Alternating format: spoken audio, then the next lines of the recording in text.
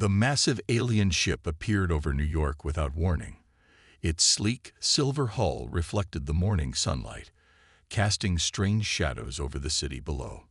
People stopped in their tracks, cars screeched to a halt, and millions of phones pointed upward to capture humanity's first contact with alien life. The ship was just the beginning. Within hours, 5 more vessels took position over major cities across Earth. Their size dwarfed the largest human structures, making skyscrapers look like children's toys in comparison. Ambassador James Walker stood in the United Nations emergency chamber, his heart pounding as he prepared to meet the alien representatives. As Earth's newly appointed first contact ambassador, the weight of humanity's future rested on his shoulders. The aliens called themselves the Galactic Council. Their representatives emerged from their ships looking almost disappointingly normal, humanoid figures in flowing robes, their skin tones ranging from blue to green. Their leader, who introduced himself as High Speaker, stood tall and proud. "We welcome Earth to the galactic community," the High Speaker announced through their universal translator. "We have watched your development with great interest." Walker bowed slightly, following the protocol his team had hastily established. "We are honored to meet you and look forward to peaceful cooperation between our peoples." The meeting started well. The Council shared information about their vast civilization, spanning thousands of worlds. They spoke of trade, cultural exchange, and technological advancement. But as hours passed, Walker noticed something unsettling in their tone. "Of course," the High Speaker said, his voice taking on a condescending edge. "Earth will need significant guidance. Your technology is primitive, your political systems chaotic. We propose Earth becomes a protected territory under Council supervision." Walker's diplomatic smile faltered. "Protected territory. A protectorate," another Council member clarified. "We will govern your major decisions, manage your resources, and guide your development. It's for your own good." The room temperature seemed to drop several degrees. Walker straightened his back, choosing his words carefully. "While we appreciate the offer, Earth is an independent world. We would prefer to join the galactic community as equals." The High Speaker's expression hardened. "You misunderstand. This is not a negotiation. Earth's resources are too valuable to be left in primitive hands. Accept our protection or face the consequences." Walker felt cold anger rise in his chest. "Are you threatening Earth?" "Merely stating facts," the High Speaker replied. "Your military technology is centuries behind ours. Resistance would be unfortunate." The UN chamber erupted in protests. Walker raised his voice over the chaos. "Earth rejects your offer. We will maintain our independence." The High Speaker stood, towering over the human delegates. "Then you leave us no choice. A minor disciplinary action will help you understand your place in the galaxy." The Council members vanished in flashes of light, teleporting back to their ships. Moments later, alarms blared across every major city. Walker rushed to the command center, where military leaders were already gathering. General Thompson's face was grim as she pointed to the radar screens. "Multiple ships entering atmosphere. They're targeting military installations." "How bad is it?" Walker asked. The general's eyes gleamed with determination. "Not as bad as they think. We've been preparing for this possibility since we detected their approach 3 months ago." "What? But they just arrived today." "No." Thompson smiled. "We've known they were coming. We just let them think they surprised us. Project Prometheus is ready." Warning signals flashed as the first alien weapons fired. But Earth wasn't the helpless primitive world the Council expected. Hidden defense systems activated, and humanity prepared to show the galaxy exactly how dangerous primitive humans could be. The Council had made a grave mistake. They assumed Earth would bow down, accept their rule, and hand over their resources without a fight. They thought humans were weak, primitive, and easily controlled. They were about to learn just how wrong they were. As the first alien missiles approached Earth's cities, Walker watched sophisticated defense shields shimmer into existence. He smiled grimly. The Council thought this would be a simple conquest. Instead, they had just started a war. What they didn't know was that humanity had been preparing for this moment for decades, and Earth was about to show the galaxy why you should never underestimate the human spirit. The next few days would change the galaxy forever. The Council's first strike came at dawn. Their ships unleashed a barrage of energy weapons, expecting Earth's defenses to crumble instantly. Instead, they met Project Prometheus, humanity's secret shield technology. Admiral Mary Thompson stood in the Global Defense Command Center, watching as alien weapons splashed harmlessly against Earth's protective barrier. "Return fire," she ordered, her voice steady. "Show them what primitive humans can do." Hidden silos across the planet opened, revealing advanced missile batteries. These weren't the simple nuclear weapons the Council had detected during their surveillance. These were quantum-tipped warheads, designed using principles the aliens thought impossible for humans to understand. The first volley caught the Council ships completely off guard. Their shields, calibrated for known weapon types, failed against Earth's unusual technology. 2 alien vessels over Beijing exploded in spectacular fireballs. "Impossible." The High Speaker's voice boomed across all communication channels. "Your species cannot possess such weapons." "You should have done better research," Thompson replied, allowing herself a small smile. "Humans don't like being threatened. We prepare for the worst." The Council launched their ground forces next. Dropships filled with combat robots descended toward major cities, but Earth had more surprises waiting. Electromagnetic pulse generators, hidden in ordinary buildings, activated. Waves of robotic soldiers fell from the sky, their systems fried before they could fire a single shot. By the end of the first day, the Council had lost a third of their invasion fleet. Their remaining ships pulled back to higher orbit, regrouping for a stronger attack. "They're adapting to our weapons," reported Captain John Miller from the front lines. "Their shields are changing frequency." Thompson nodded. This was expected. Deploy Phase 2. Across Earth, hidden hangars opened, revealing squadrons of hybrid fighters. These ships combined reversed-engineered alien technology with human innovations. They were smaller than Council vessels, but far more maneuverable. The second day brought space battles unlike anything the galaxy had ever seen. Human pilots, trained in secret for years, demonstrated combat techniques that shocked their alien opponents. While Council ships relied on automated systems, humans combined computer precision with intuitive decision-making. "Their battle computers can't predict our movements," Thompson explained to the UN Council. "They're too random, too human." By the third day, the Council's mighty invasion force was in shambles. Their remaining ships retreated to the edge of the solar system, but Earth wasn't finished. Thompson gave the order to launch Operation Sunstrike. Stealth ships, invisible to Council sensors, approached the alien fleet from multiple directions. These vessels carried Earth's most devastating weapon, the quantum cascade device. When activated, it created a chain reaction that disrupted any advanced technology within its range. The Council ships never saw it coming. One by one, their engines failed. Life support systems remained operational, but weapons and propulsion went dark. "This is Admiral Thompson to all Council vessels," she broadcast. "Your ships are disabled. Your ground forces are destroyed. We could eliminate your entire fleet, but we're giving you a chance to surrender." The silence stretched for several minutes before the High Speaker responded. His voice had lost its condescending tone, replaced by shock and a hint of fear. "How?" he demanded. "You were supposed to be primitive. We monitored your world for decades." "You saw what we wanted you to see," Thompson replied. "While you watched our public technology, our real advances were hidden underground. We detected your observation satellites years ago. Every time you thought you were studying us, we were studying you."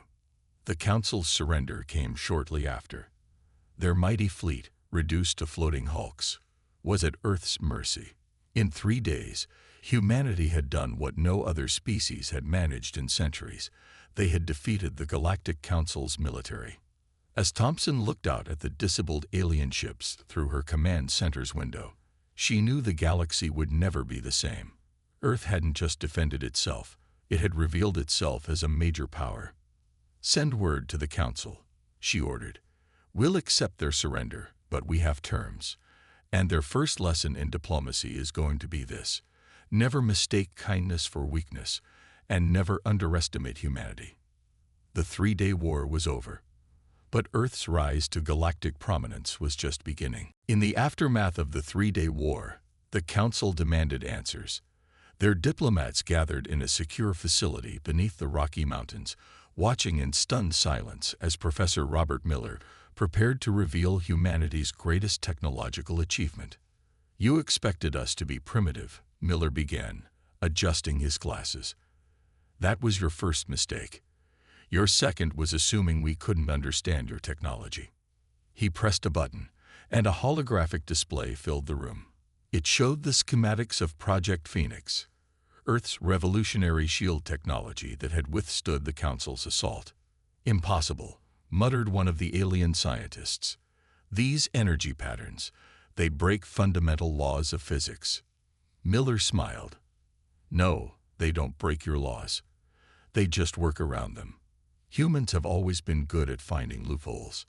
The presentation continued, showing how Earth scientists had taken basic concepts and developed them in ways the Council had never considered. While alien civilizations relied on complex quantum matrices, humans had found simpler, more efficient solutions. "Your ships use quantum processors that can perform billions of calculations per second," Miller explained. "But they're predictable. Our systems use controlled chaos theory, less powerful, but impossible to predict." The Council members whispered among themselves as Miller revealed more innovations. Earth's nuclear fusion reactors operated at temperatures the aliens had thought impossible to contain. Human weapon systems used principles that the Council had dismissed centuries ago as impractical. "But how did you develop these technologies without us detecting them?" demanded the High Speaker. Miller's answer was simple: "We kept them underground." Literally. While you watched our cities, our real work happened in facilities deep beneath the Earth's surface. Your sensors couldn't penetrate that far. He showed them footage of vast underground complexes where humans had tested and perfected their technologies. Miles of tunnels housed research facilities, testing grounds, and manufacturing plants, all hidden from the Council's prying eyes. Every time you scanned Earth, we analyzed your scanning technology. When you watched our television broadcasts, we studied the signals you used. You thought you were observing us, but we were learning about you." The real shock came when Miller demonstrated how quickly humans could adapt alien technology. A captured Council weapon was brought into the room. Within hours, a team of engineers had not only understood its principles, but had improved its efficiency by 30%. "This is our true secret weapon," Miller declared. "Not our technology, but our ability to understand, adapt, and improve. Humans are natural problem solvers. We see solutions where others see impossibilities." The Council scientists were particularly disturbed by Earth's approach to artificial intelligence. While other civilizations created vast networks of linked computers, humans had developed AI that mimicked their own chaotic thought patterns. "Your AI thinks like machines," Miller explained. "Ours thinks like humans, unpredictable, creative, and always adapting." As the presentation concluded, Miller saved the biggest revelation for last. He revealed Project Prometheus, a technology that could disable any advanced energy system within its range. "We developed this by studying the quantum signature of your ships," he said. "It's like a key that fits perfectly into your technological lock and turns everything off." The Council representatives sat in shocked silence. Their civilization had ruled the galaxy for centuries, believing their technology to be the pinnacle of achievement. Now they faced a species that had not only matched them, but had found entirely new ways of solving old problems. "We offer this knowledge freely," Miller concluded, "not as a threat, but as proof that cooperation is better than conquest." Humanity doesn't want to rule the galaxy. We want to explore it, learn from it, and help improve it. The High Speaker stood slowly. We have existed for thousands of years, he said quietly. But in just a few decades, your species has shown us that we still have much to learn. Miller nodded. That's the greatest human trait of all. We never stop learning. Now shall we discuss how we can learn from each other? As the council members began eager discussions with Earth's scientists, one thing became clear. The galaxy's technological revolution had only just begun, and humanity would be leading the way. Operation Thunderbolt began in complete darkness. Commander David Anderson stood on the bridge of the ESS Retribution, Earth's first advanced stealth carrier, as it slipped through the Council's defense network. "Status report," he whispered, though he knew the Council couldn't detect them. "All systems running silent," his second-in-command replied.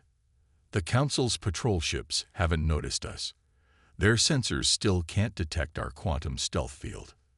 The mission was bold, perhaps the boldest in human history. While the Council reeled from their defeat at Earth, humanity had decided to press their advantage.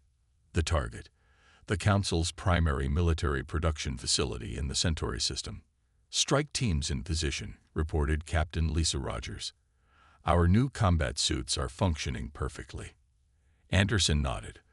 The suits were another human innovation, combining Council technology with human ingenuity.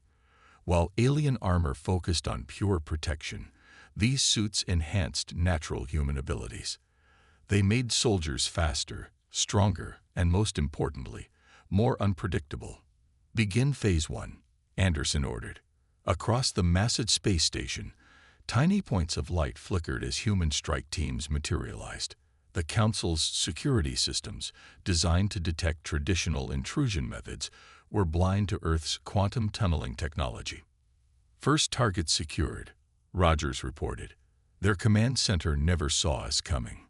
The Council's overconfidence had been their weakness. They believed their technology was unbeatable, their systems unhackable. They hadn't counted on human hackers who thought differently, who found paths through their security that no alien had ever considered. "Launch the drones," Anderson commanded. Hundreds of small autonomous units deployed from the Retribution. Unlike the Council's predictable combat robots, these drones used advanced learning algorithms based on human neural patterns. They adapted in real time, finding new ways to bypass the station's defenses. The Council's response was chaos. Their automated defense systems, faced with an enemy that didn't follow expected patterns, began to malfunction. Alarms blared as human forces penetrated deeper into the facility.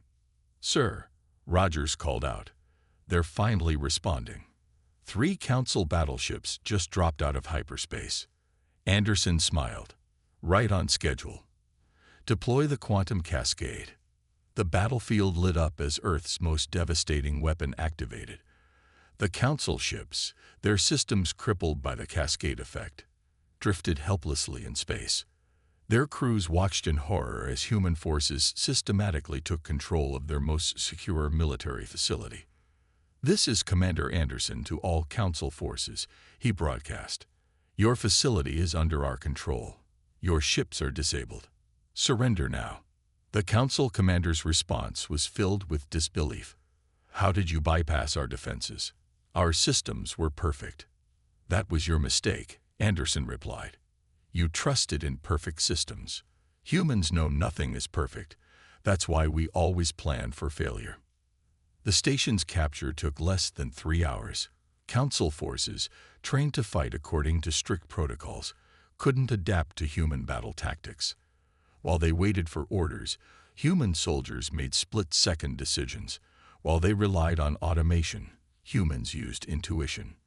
"Facility secured," Rogers reported. "Casualties minimal. We've captured their entire research and development database." Anderson walked through the captured station, observing how human soldiers had already begun modifying the alien technology. Engineers were analyzing Council systems, finding ways to improve them. Scientists were downloading centuries of technological research. "Sir," A young lieutenant called out, "You need to see this. We found their strategic database. They have similar facilities in 12 other systems." Anderson's eyes narrowed. "Plot the coordinates. If they thought losing one facility was bad, wait until they see what we do next." The message to Earth was brief. Operation Thunderbolt successful. Phase 2 ready to begin. The Council is about to learn that humans don't just defend. We take the fight to the enemy. As the Retribution prepared to move to its next target, Anderson watched his crew at work. Humans and captured alien technology working together, creating something new, something better. The Council had started this war thinking humans were primitive. Now they were learning a harsh lesson. Never underestimate a species that turns its enemy's strengths into weaknesses, and their weaknesses into strengths. The counterstrike had only just begun. The Council Chamber, once a symbol of absolute galactic authority, had become a scene of chaos. Representatives from 100 alien species argued fiercely as reports of Earth's victories spread across the galaxy. Ambassador James Walker entered the chamber, his steps measured and confident. Unlike his first appearance, when he had come as a supplicant, now he walked in as a representative of one of the galaxy's most powerful forces. The Council recognizes Earth's ambassador, the High Speaker announced, his voice lacking its former arrogance. Walker took his place at the podium. "Thank you. I bring a message from Earth. We are willing to negotiate new terms for galactic cooperation." "Negotiate," spluttered a council member. "You've destroyed our military facilities, disabled our fleets, and stolen our technology." "Correction," Walker replied calmly. "We captured what you intended to use against us, and we've improved it. Now we offer to share these improvements with those willing to work with us as equals." The chamber erupted in whispers. Several species representatives leaned forward, suddenly interested. The Council's iron grip on advanced technology had kept many civilizations dependent on them. Earth was offering an alternative. "This is outrageous," the High Speaker declared. "You cannot simply..." "Cannot," Walker interrupted. "Like we cannot develop advanced technology, cannot defeat your fleets, cannot survive your attacks. I suggest you stop telling us what humans cannot do." From the back of the chamber, the representative of the Meridian system stood. "My people wish to open direct diplomatic channels with Earth." "As do mine," called another voice, then another. The High Speaker watched helplessly as more representatives pledged to align with Earth. The Council's carefully maintained power structure was crumbling before his eyes. "You don't understand what you're doing," he warned. "The galaxy needs order, structure, control." Walker shook his head. "No, the galaxy needs innovation, cooperation, and freedom to develop. Earth offers all three." He activated a holographic display, showing the improvements humans had made to Council technology. Energy systems with 40% greater efficiency, weapons with enhanced precision and reduced power consumption, medical technologies that worked better than their original versions. "This is what happens when you let civilizations develop naturally," Walker explained. "Different perspectives lead to new solutions. Earth doesn't want to rule the galaxy. We want to help it grow." The Meridian representative approached Walker. "Is it true that Earth is willing to share its education system, its scientific methods?" "Yes," Walker replied. "We believe knowledge should be shared, not hoarded. The only condition is that it must be used for peaceful development, not conquest." More representatives gathered around, asking questions, making offers of alliance. The Council members watched their influence dissolve as species they had dominated for centuries found a new path. A small insectoid being approached Walker. "My species was deemed too primitive for advanced technology access. Would Earth be willing to help us develop our own solutions?" "Of course," Walker smiled. "Humans believe every species has unique contributions to make. Sometimes the simplest perspectives lead to the greatest breakthroughs." The High Speaker made one last attempt. "You'll destroy everything we've built. Centuries of order and progress." "No," Walker countered. "We're building something better. A galaxy where every species can reach its full potential, where cooperation replaces control and diversity is seen as strength, not weakness. As the session ended, dozens of species had already signed preliminary agreements with Earth. The Council's monopoly on advanced technology was broken. Their political power was fading. Walker sent a message back to Earth. Phase 5 complete. The Council's political structure is collapsing. Their member species are choosing collaboration over control. We've achieved more through sharing knowledge than they ever did through forcing compliance. The galaxy was changing. The Council's age of rigid control was ending. A new era of innovation and cooperation was beginning, led by the species they had once dismissed as primitive.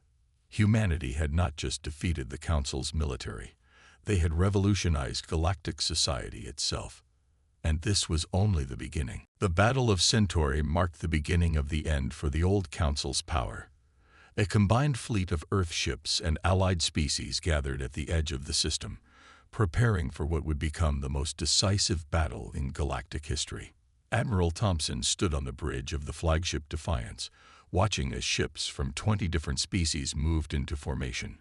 Each had modified their vessels with Earth's innovations, creating a fleet unlike anything the galaxy had seen before. The Council loyalists have fortified their position, her tactical officer reported. They gathered their remaining forces around their last major shipyard. They still think like the old Council, Thompson observed. Rigid formations, predictable strategies. That's why they'll lose. The Allied fleet advanced using Earth's revolutionary battle tactics. Instead of the traditional wall of ships, they moved in fluid, ever-changing patterns. Council gunners couldn't predict where ships would be from one moment to the next. Launch the new fighters, Thompson ordered. Squadrons of small craft emerged from the Allied ships. Each one was piloted by a different species, but all used human-inspired combat techniques. While Council ships relied on programming, these pilots used instinct and creativity. Enemy fleet launching counterattack, came the report. They're using their standard response pattern. Thompson smiled. Execute Operation Wildcard. The Allied fleet suddenly split into dozens of smaller groups, each moving independently. Council commanders, trained to fight against organized formations, found their targeting systems confused by the chaos. This is madness. The Council fleet commander broadcast. You cannot fight without proper battle order.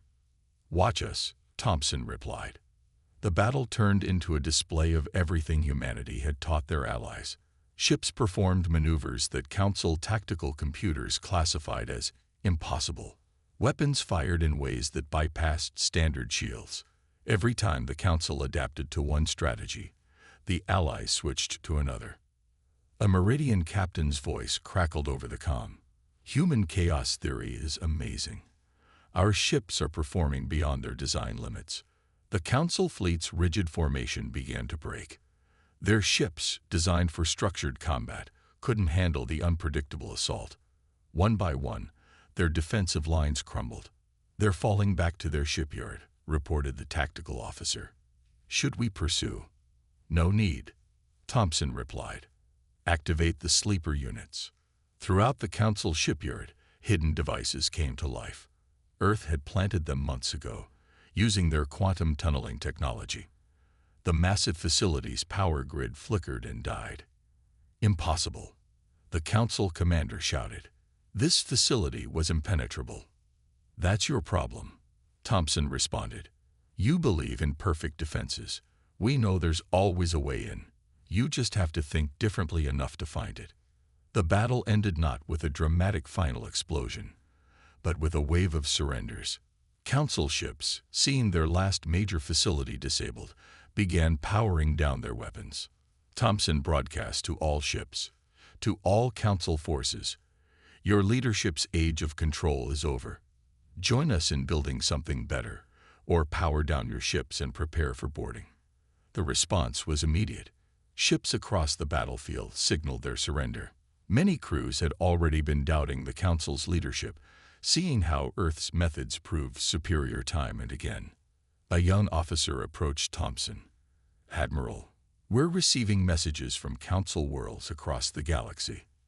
Their populations are demanding change. They want their governments to adopt Earth's principles of open development and cooperation. Thompson nodded. The revolution wasn't just military, it was cultural. The galaxy had seen how Earth's way of doing things led to rapid advancement and innovation. The Council's rigid control was being rejected by the very people it claimed to protect. "Send word to Earth," she ordered. "The Battle of Centauri is won. The Council's military backbone is broken. A new age is beginning." As Allied ships secured the surrender of the last Council forces, Thompson watched the crews working together. Humans, Meridians, and dozens of other species, each bringing their unique perspectives to create something greater than any one civilization could achieve alone. The revolution was complete. The galaxy would never be the same. And it all started because the Council had made one simple mistake. They had underestimated humanity's ability to change the rules of the game. 1 year after the Battle of Centauri, the newly reformed Galactic Alliance held its first official meeting. The Grand Chamber, once dominated by the Council's imposing thrones, now featured a circular arrangement of seats, symbolizing equality among all species. Ambassador Walker took his place among the representatives, remembering how different things had been just a year ago.